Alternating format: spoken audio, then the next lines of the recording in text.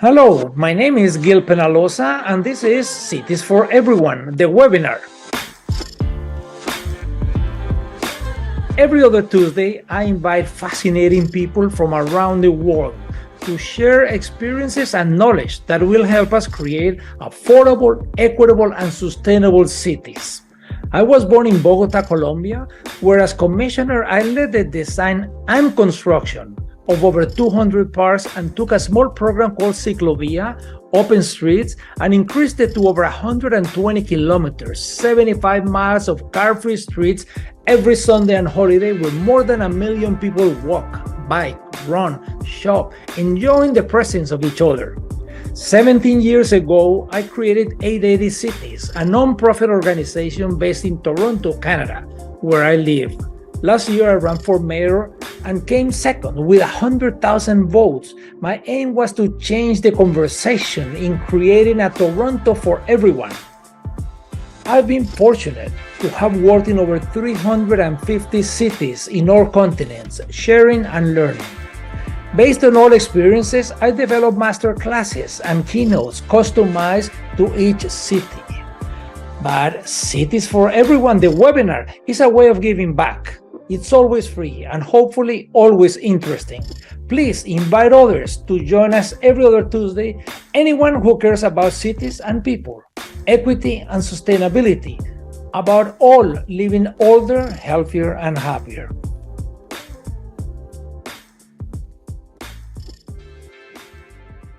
Hello, good morning, good afternoon, good evening, wherever you are. My name is Gil Penalosa, and this is the bi-weekly webinar, Cities for Everyone, where every other week we invite fascinating guests to speak about interesting topics. Today, we have Dan Biederman. I have tried inviting Dan for a long time because he has innovated on park management. He has managed Bryant Park in New York and many other parks in many other places for years. But he has shown that management and maintenance are very different. Maintenance, picking up the garbage, cutting the grass, and so on, is very important, but that might be 20% of management. Management is much more comprehensive. And Dan has shown us how, from movable chairs to having nice washrooms, make a huge difference. Dan, thank you very much. We have people from over 30 countries. We had over 700 people who register, and we are all very eager to learn from you. Thank you. Dan, welcome. Okay, thank you very much, Gil. Thank you, Gil. I really appreciate Cities for Everyone and you personally having us. And it's been fascinating to read where everybody's from. I picked out some cities that I happen to have been in. Indianola, Iowa is represented. Lake Aquabi State Park, I've been there. And obviously a lot of big cities too, all over the world. And so I'll try to make some references to the cities I've seen going by. Or our allies at East Cut in San Francisco are on. That's terrific. So this is exciting to speak to so many different people from so many places.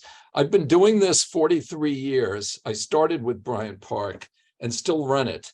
And we're going to have some of the examples we show you in this webinar from Bryant Park, but the consulting firm has been, as you'll see at the end, in 37 states and 6 or 7 countries. And we've learned from what is being done in many of those places. Sometimes we copy, very often we invent on our own, but we adapt to that area. And I tried to boil this little speech down to 10 points that might be easily remembered. So I'm ready to go. Okay, very good. So if I tried to say for this group, this is a fresh presentation. What are the 10 most important things about making a great space that I could communicate? So let's start with programming. These 2 charts show you when you should program during the day on the right and how often you ought to program on the left. And a big mistake, in my view, that a lot of parks make, and I could name some of them, is they focus down in the red portions of this triangle. where they have occasional big special events that tend to be extremely expensive, sometimes degrade the park because you've got people on blankets, they throw ice on the lawn, they leave a ton of litter, Centennial Olympic Park in Atlanta, too many big concerts, only one or two things work. So if you go there on a very pleasant day, you're not seeing a lot of people, which is a shame for 22 acres, I believe. The thing that works is the splash pond for the kids who are having a great time there. We try to be in the top of this triangle. These are things that are there all day long and are run by very young people who we train to make what we call amenities very accessible to visitors. And the theory behind this is you might wander into one of our parks at 10:30 on a Tuesday in July, and you might and see 15 things going on. Whereas in some parks, you'd enter and there would be a sign up saying the concerts are Thursday at noon. And that doesn't help you if you're a tourist who's only in the city for a day or two. So we really try to get clients to believe in what we call amenities. I list some of them there: ping pong area, a reading room, which is a library in the park, a cart with various amenities, including board games, a putting green, Wi-Fi. These are the things that'll keep the park active, and they're there 14, 16 hours a day. And core programs are constant presences. So that's very important. Stay up there in the pyramid rather than rare special events that can be quite expensive. On the right, when you program, you need to think about who's likely to be in your park at any given point. And this works for all cities. This is not just New York. So exercisers, I first learned when I went to Beijing in June once. There are no time zones in China, as some of you may know. So the sun comes up at 2:30 or 3 in the morning. It's very disconcerting to visitors, but you'll go out on the street and see a bunch of people doing Tai Chi in Beijing at 3, 4 in the morning. So you pay attention to that and say, let's do Tai Chi at that hour. Families tend to be mid-morning, and the office workers who are in their offices in most cities mid-morning will come out at lunchtime very often. Seniors like to have mid-afternoon activities. So we have a piano concert in Bryant Park that's very successful. The average age of people watching it is probably 80. And students don't wake up until 1 or 2 in the afternoon, typically. So if you're going to have student activities, don't program those at 10 in the morning or 11. And then the residents in most spaces come back at 6 o'clock or 7 o'clock and use the park that is near their apartment.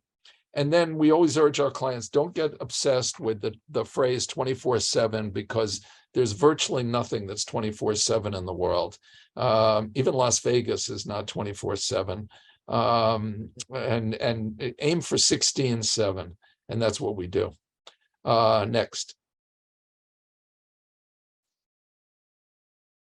So this is a sense of how Bryant Park became as busy as it is. This is where those activities are in the park. Some of them overlap, some of them replace each other. So we'll go on to which kinds of programming work, but Bryant Park was so dangerous and unsanitary that we really needed to draw people. Passive park space doesn't work very well in Midtown Manhattan, and it doesn't work very well in several other American cities for sure.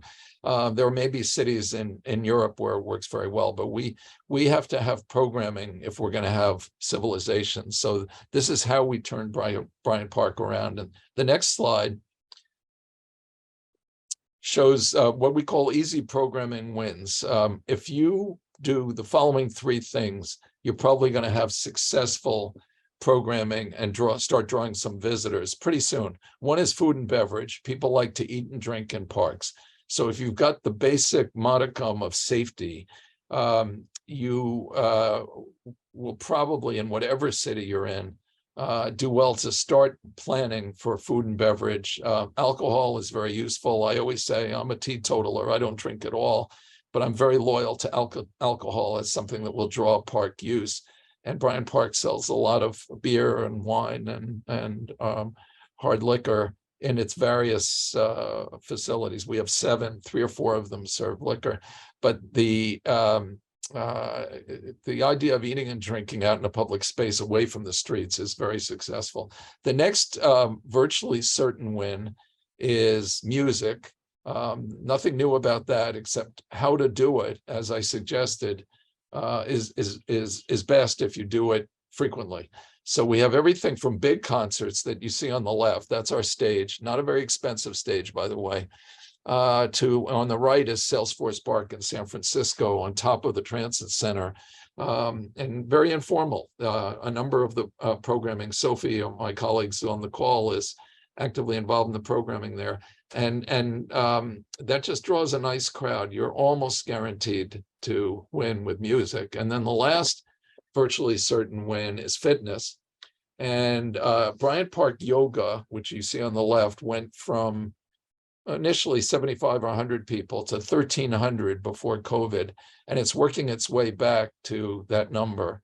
You get a sense of how other exercise classes will look, and almost never does fitness draw nobody. We're getting started in Dallas and Fair Park with fitness, and because of the surrounding neighborhood, it's been harder to get started, but we know that programming is going to work in the programming fitness is going to work in the end.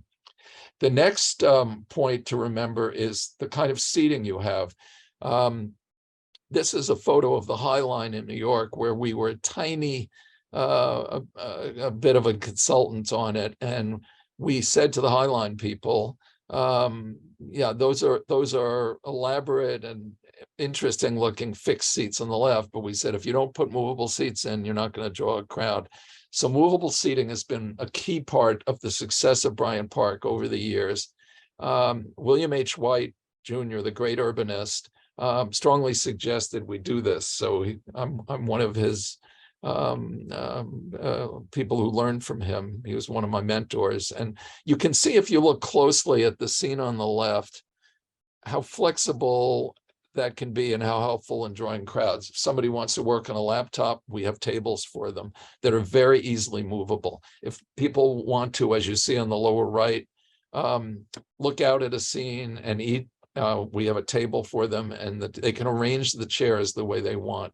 And it just works. So the scene on the right is from above, and we let people take the chairs wherever they want. We don't redirect them unless we're going to clip the lawn or do some treatment or something. So if you look at the end of the day, the chairs reflect the whole life of the park during that day. And it's been some people who go to other parks in the United States that we've done instantly call me and say, I saw another Biederman Park. They had movable seating in this park and so and so. It's not, believe it or not, been emulated that much. And the chairs are not expensive. And to deal with the two biggest objections to it, they will not blow away. Too many clients tell us, oh, it's the windiest city in North America. And I say, no, they're not going to blow away. The windiest city in North America is Oklahoma City. It's not the 900 other places people have claimed to me. And the other one is they'll be stolen. And that my answer to that is, sir, I put them into Bryant Park, which was as disorderly a place you can imagine. You're not telling me your park in Phoenix or West Palm Beach is more disorderly than New York was when I started, and that usually satisfies them. So we have a lot of faith in this, and you should. I will not feel like you stole from me if you emulate this. But if you want advice on it, come to us. Next. So 4 is something. This I can't tell how many landscape architects are on the call, but there's too much public space, including Lincoln Center on the left there, that is too much hardscape, and it's expensive, and it's hot in the summer and cold in the winter, and people prefer the scene you see on the right, which is being close to softscape, which is also generally less expensive. So Lincoln Center has actually, after 40 years of persuasion by various people, including White and me and others, seen the light, and they're starting to soften this plaza between the Philharmonic and State Theater there. You're looking from the Metropolitan Opera building. And we've known this from the beginning. So elaborate beds in Bryant Park, urns with flowers everywhere. And we did not increase the amount of hardscape there. And generally in projects, I'll show you another one coming up, we tried to make more softscape, except where we needed hardscape for programming. Next. Thank you, Sophie. So public restrooms, if you're going to rely on food and beverage, the human body works that if you have enough food and beverage, you're going to need a restroom. And a bad thing to do to people is make them leave the park and go back to their hotel if they're tourists, or back to their offices because they feel the need to go to the restroom and they don't trust public restrooms. So we, from the very beginning in the 1980s in Bryant, and then we've replicated this in Levy Park in Houston and in Salesforce Park in San Francisco. And unbeknownst to the client out there, we're about to give a gift, I believe. Somebody from East Cut is on the call, so we have to discuss it with you guys. But we're thinking of making a gift to the park of some of these elements. So you see in the upper right there, to deal with the fact that most women do not trust public restrooms, we, for the last 15 or 20 years, have had a beautiful bouquet that looks like the thing you'd see at a wedding or a funeral. So you go in to the restroom and you see that, that's your first impression. And the average woman, we've interviewed them, they say, I figured if I saw that, no way this is a terrible restroom experience. Why would they bother to have beautiful flowers if it was going to be either dangerous or dirty? And then on the left, you see what the women's room looks like at the vanity. And we have artwork in there. We have coffered ceilings. We have classical music playing, recessed lighting. It's in a building that existed, but it was out of business as a restroom for 30 years. So we had that advantage, but you can do this in a modern restroom. And we have one at my business improvement district in New York, 34th Street Partnership, that is newly designed and extremely attractive. It isn't in a gorgeous building like the one that Carrera and Hastings left for us there on the upper left. And this is very successful. The use, we figure, at a couple million people a year. It serves everybody from chief executive officers to homeless people. That brings its own problems, but it works. And the aim is, and one of the things I didn't put in these 10 points is models. We try to be better than the hotel restrooms in Midtown Manhattan. So we will send people to the Regency or the Plaza Hotel and say, what are they doing that we're not doing? Are we as good a restroom as they are? And if you aim that high and maybe you fall a tiny bit short, you're still running an excellent place. And the classical music plays an important role. And for those of you who are classical music fans, this is not eine kleine Nacht music. This is a wide variety of playlists that show that we are not insulting your intelligence. It doesn't have to be the standard piece of classical music. Next. Thank you, Sophie. So security is still important despite all the efforts we make in the programming area. On the right is a park we improved in Newark, a military park, and Bryant Park on the left. These are unarmed guards. We don't really like our guards to be armed. They're backed up by the police department in whatever city. And they're there to enforce standards from the park rules. So here's what they do. We've eliminated crime in New York and Bryant Park for the most part. So they're there to tell people not to smoke, because there's no smoking in New York City parks. And that's very helpful because marijuana is not there, whereas the rest of the city smells of marijuana. You may have known if you've been there recently. Loud radios, no. Harassing women in any way, no.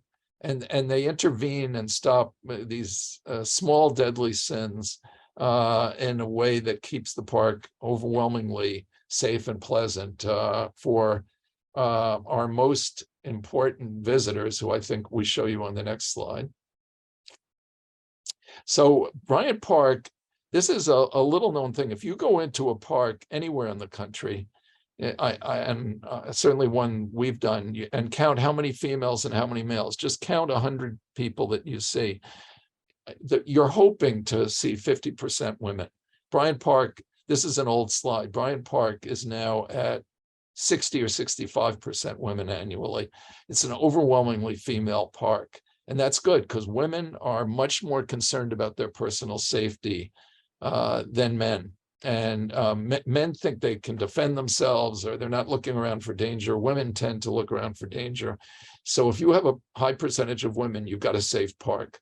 And Bryant Park was about 90-10 male when we started. So this is created by all the programming and the good maintenance and the flowers and everything else, and also by the security guards who are enforcing the rules against petty misbehavior of the kinds I mentioned. There are other little things. Our guys, there are still some pickpockets around Midtown Manhattan. They're doing quite well. So our guys go up to females who have put their pocketbooks on the back of our movable chairs and warn them to check them and put them on their lap instead. Guys will sometimes slip them off, and sometimes they'll leave the pocketbook in the park, leave the park. We find it. They come back in a panic 10 minutes later and say, I left my bag on that chair. And we say, we got it, ma'am. We have a lookout. Our guys are trained to look for that kind of thing. So that's another thing they do, is preventing petty thievery that's not violent, but very upsetting when somebody loses their bag. Next.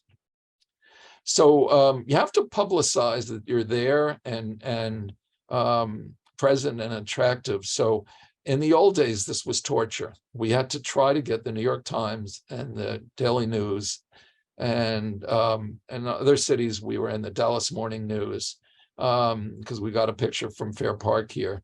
To do listings. We're going to have a lecture on such and such, or we're having a string quartet play in such and such park. And that didn't work very well. So the attendance was not as good as it is today.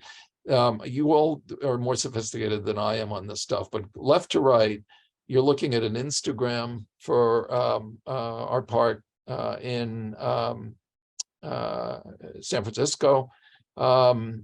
This is a flyer from Fair Park, Dallas, which has been privatized, and we're jointly running it with 2 other firms. So we're doing programming near the lagoon there. Some of you who know Fair Park, this is where the Cotton Bowl and the State Fair are. And on the right is a sign that's there all the time. And we have others that back up this sign where we actually have the brochures there. And you can learn that, for example, as you can see there, movie nights is coming up. Get a brochure about when movie nights are. And there'll be other signs that say this is a symphony concert that's going to be. So, and social media, going back to Instagram on the left, social media is absolutely critical.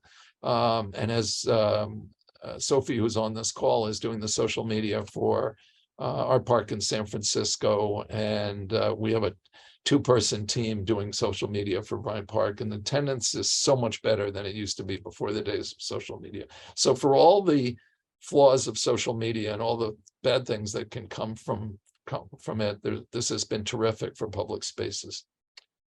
We even see people, if there's a celebrity in the park, we even see people saying, hey, you won't believe who's here. And we had Tom Brady skating with his kids one day, and a whole bunch of people showed up to see him skate with his kids. And we could tell that people were tweeting it out. Okay, go Sophie, to point 9. So this is the long process of me learning how to finance a public space from various techniques that you see in the key at the top of the page. It's took a long time to learn this. I didn't know what I was doing when I started. I have humorous stories about how I negotiated deals for what we call on this event fees. We got more and more sophisticated. Those are in blue. But we were able, it says government support in the dark red. We were able to write off any government support in 1996. And you see that doesn't appear after that.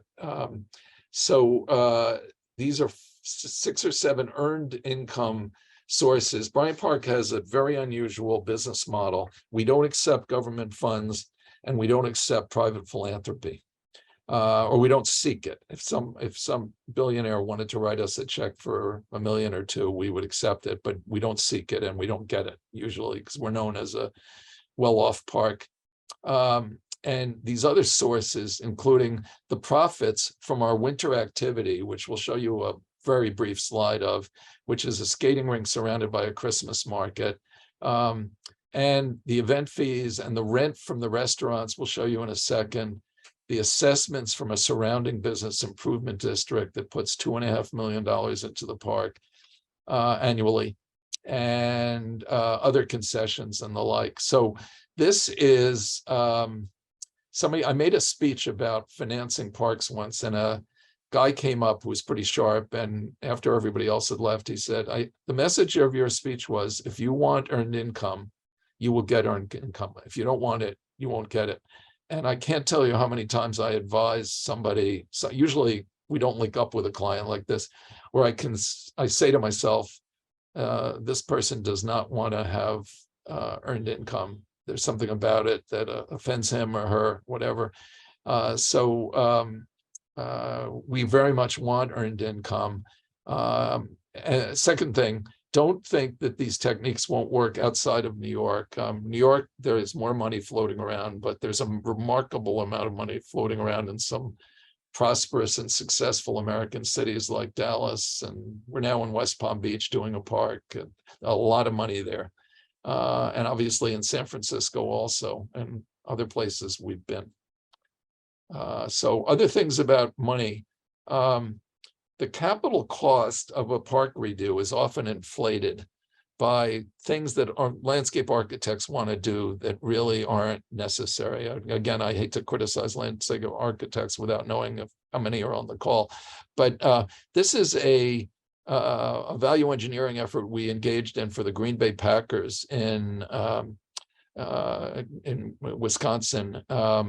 They came to us. The Packers are, as some of you may know, not owned by a billionaire. They're owned by the community. 368,000 people own the Green Bay Packers, technically. And they have their own earned revenue, obviously, as any pro sports team does. But they came to us and said, this is a $14 million scheme, the way the people are costing it out, and we can't spend 14. We'd like to spend 11.5 or 12.5 if you can get us there. So our staff cut down on stuff we regarded as superfluous from this scheme. And that's one way to make the whole park work financially, in addition to having very healthy earned income, as we showed on the previous chart. And then the next slide. Brand sponsorships are critical, and they're not limited to only to the biggest American markets. We often will work in a secondary market, not New York, not LA, not Philadelphia, not Chicago, and they'll say, well, there's not so much brand sponsorship possible here. And I'll say, no. Some of those cities are special. We've worked in Nashville. Nashville is a media capital. It's not one of the top 10 cities in population, but it's quite healthy and successful. This gives you an idea. These two happen to be from Bryant Park. Netflix and now Paramount Plus were the sponsor of our movie nights. That's a remunerative sponsorship, fairly simple compared to some other things we've sold to sell to a big brand. And the one on the right, you can't see it that clearly, but Bank of America has been unbelievably generous. If you ever meet a Bank of America executive and you love Bryant Park, tell them thank you for what you've done in Bryant Park. They like it. Also, there are a lot of impressions made, as they say in the ad biz, from their sponsorship. But those are umbrellas that have the Bank of America name on them with a logo. And this is a 4-month activity that, as you saw before, nets quite a bit of money. So there are many other brands, mainly tech, airlines, and banks that have helped sponsor Bryant Park, but don't think that this is only accessible for top 10 markets. And then some of the smaller markets, Green Bay is, I think, 63rd largest media market in the United States, but because the Green Bay Packers are there, it's well known. There are other cities that are just successful, even though smaller. I saw somebody from Sioux Falls was on the call. We were just there helping them with a park. I think it's called Jacobson Plaza. And I think Sioux Falls, because of the aggressiveness and brilliance of some of the administrators and some of the developers and what they're doing there, you know, obviously a much smaller market, but can do some of this. Next. So last slide, or next to last slide.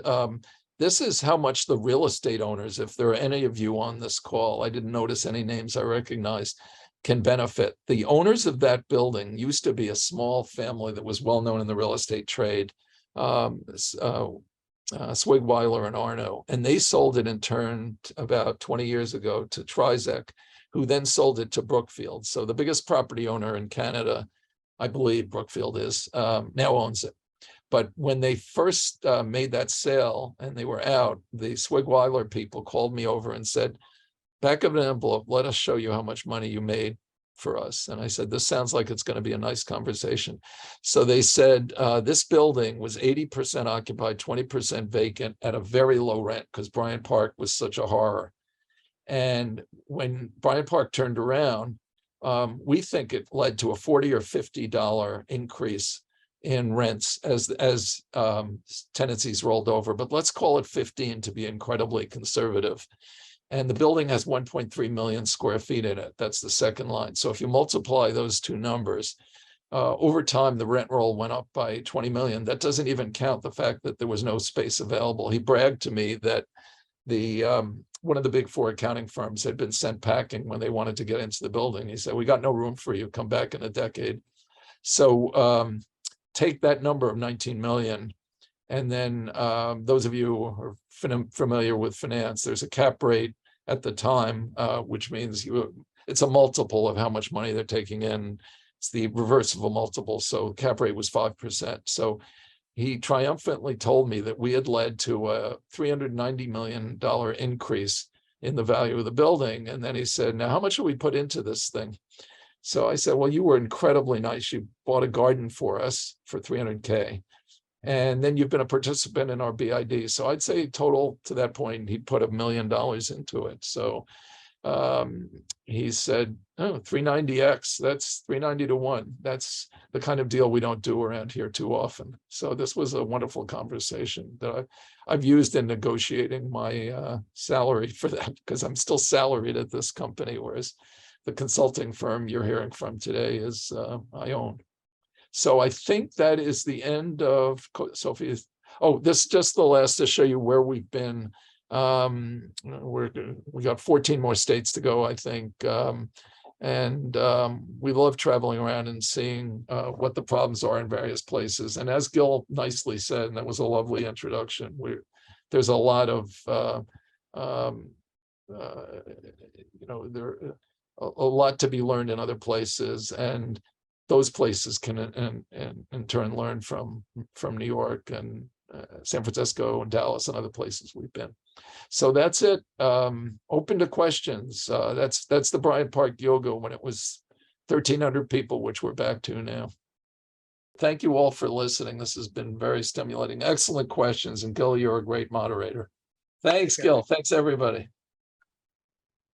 Thank you, Dan. Thank you very much. You have provided so many examples and so many ideas that I hope that everybody will take time to watch it over and over, and not only to watch this video, but to share it with decision makers, elected officials, city staff, advocates, anybody who cares about cities and people.